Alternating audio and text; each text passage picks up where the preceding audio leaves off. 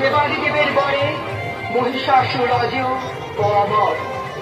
সেই আনন্দে তার অত্যাচারের মাত্রা ক্রমাগত বেড়েই চলল। নিজ রাজ্যের সঞ্চিত ভোগ্য বস্তু পরিপূর্ণভাবে ভোগ করে মহিষাসুরের নজর পড়ল দেবানকের দিকে। শুরু হল ভয়ঙ্কর উপদ্রব।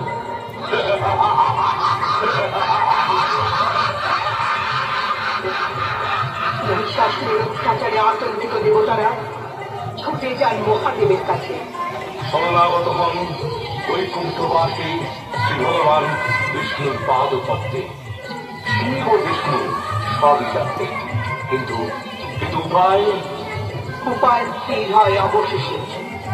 শ্রী গোবিন্দের তেজরশ্মি থেকে জন্ম নেয় শক্তিরূপী দশ প্রহরণধারিণী মহাশক্তি মা চামুণ্ডা।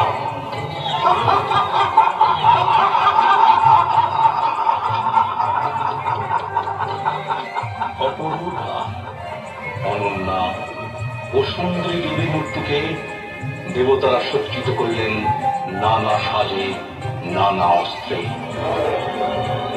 মহাদেব দিলেন শূল, বিষ্ণু সুদর্শন চক্র, বরুণদেব শঙ্খ, বাসুকে দিলেন নাগ, পবনদেব দিলেন ধনুর্বাণ,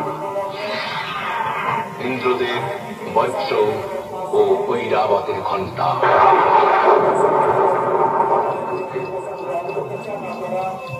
যম দিলেন কালদণ্ড, জলদেবতা দিলেন পাত,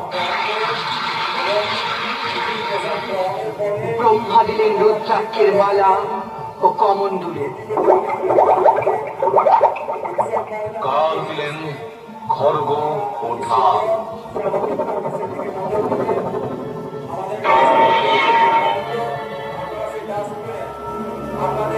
প্রতিটি দেবতা তাদের শক্তি সঞ্চয় করলেন দেবীর কাছে।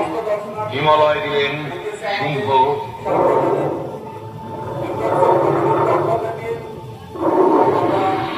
শুরু হল মহারণ। দেবীর সঙ্গে মহিষাসুরের যুদ্ধ শুরু হয়ে গেল। সারা ব্রহ্মাণ্ড জুড়ে শুরু হল মহাপ্রলয়ঙ্কর রণ।